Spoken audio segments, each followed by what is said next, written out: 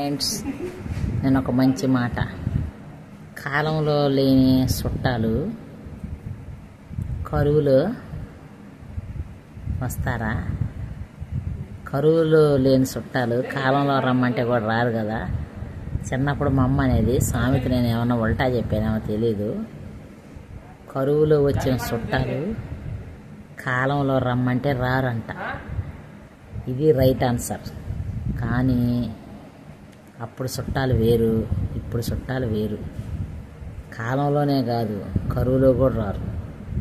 కరువులో వచ్చినా కాలంలో కూడా రమ్మన్నా రారు.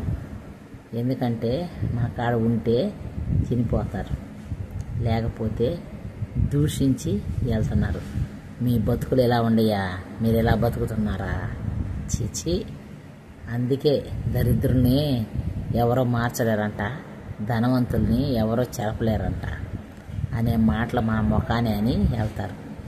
అందుకే బెల్లం ఉండకాడే ఈగల వాలినట్టు మనము తెలివితో బంధువులు వాళ్ళు వీళ్ళు అని పెట్టుకోకుండా మన కాడంటూ కొంచెం ధనాన్ని కూడబెట్టుకుంటే కాలంలో ఏంది, కరువులో ఏంది, ఎప్పుడు రమ్మంటే అప్పుడు వస్తారు చుట్టాలు.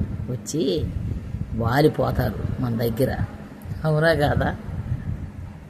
కరెక్టే కదా.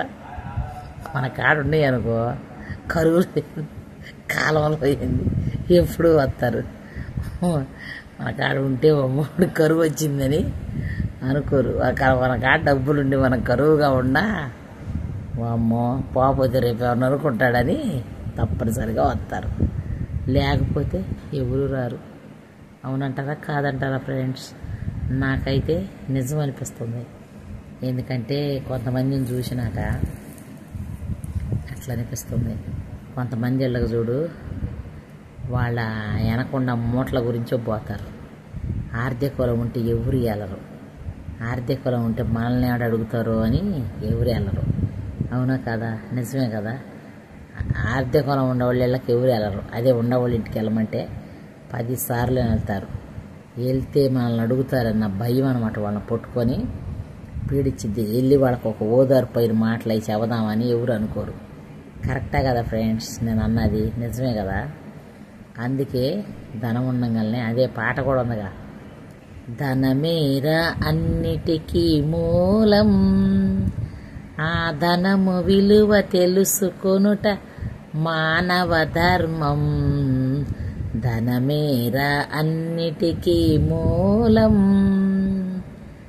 డబ్బు పెద్ద జబ్బు. డబ్బున్న వాడింటికి వెళ్ళమంటే 10 సార్లు వెళ్తారు. డబ్బు లేని వాడింటికి ఎవ్వరో వెళ్ళరు. ఎందుకో తెలుసా? మనల్ని ఎక్కడ అడుగుతాడో అని.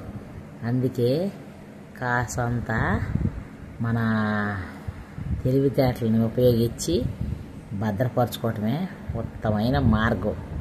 కొంతమంది వాటిని కూడా వచ్చి రాబంధువులాగా అడుగుతారు. ఆ ఇచ్చిన వాటిని కూడా ఎలాగా తెచ్చుకోవాలో కుయుత్తులు పలికి తెచ్చుకుంటే అది మేలైన రకం. అదే తెచ్చుకోలేదనుకో మళ్ళీ అప్పులు పాలైపోవాల్సిందే, అడుగును పడిపోవాల్సిందే, మనకు మనమే దిగిపోవాల్సిందే. ఎందుకంటే అది ఒక అనుభవంతో చెప్తున్న మాటలు అన్నమాట. అది ఎవరి అనుభవం? దట్ ఈజ్ వనజాక్షిదే అనుభవం. ఎవరిదో అవసరం లేదు నాకు, నాదే అనుభవం. నా కాడ ఉన్నప్పుడు నా బంధువులందరికీ నేను ఇచ్చా డబ్బులు. నాకు ఇవ్వబోయేసరికి ఎవరికి చేతులు రావట్లా, ఎవరికి మనసు రావట్లా. నాకెత్తానికి కూడా వాళ్ళకి మనసులు ఒప్పటల్లా. అట్లుంటుంది కాలం. కాలం చెప్పలేము. ఉన్నప్పుడు తీసుకెళ్ళిన డబ్బులు వాళ్ళ కాడ ఉన్నప్పుడు ఇద్దామని కూడా వాళ్ళకి అనిపించదు. ఎందుకంటే వాళ్ళ అవసరాలు ఎట్టుంటాయో అని వాళ్ళకి అదొక గిలి. మన డబ్బులే, తీసుకెళ్ళిన డబ్బులే, కానీ ఆగుతున్నారు కదా, ఆపుదాం జాంజరాబాయి అన్నట్టు అట్లా చేస్తున్నారు జనం. ఎందుకో ఏమో ఇట్లాంటి బుద్ధులు ఉన్నవాళ్ళు ఎవ్వరూ బాగుపడరు. వాళ్ళ కాపరాలు ఎన్నటికీ అతుకులు బతుకులే. అతుకులు తెలుసుగా, పాత సినిమాల్లో ఏలం పాటలకు ఇళ్ళు పోయినా, ఇల్లు ఏలం పాటలు వేసి జప్తు చేసినప్పుడు తాళాలు వేస్తారు చూసా, అప్పుడు చూసే వాళ్ళకి ఆడాడ మాసికి వేసిన ఇల్లు ఉండి బట్టలు కడతారు. అవి మనకు రియల్గా చూపిస్తానికి మాసికల బట్టలు. వీళ్ళకి మనసులో మాసికలు ఉంటాయి. మనసులో మాసికలు అంటే ఈ చూడోళ్ళే. నేను మొదటగా చెప్పాల్సింది ఆఖరణ చెబుతున్నా.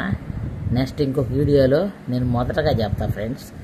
మీకు కానీ నా వీడియో నచ్చితే లైక్ చేయండి, షేర్ చేయండి, సబ్స్క్రైబ్ చేయండి. ఓకేనా? బాయ్.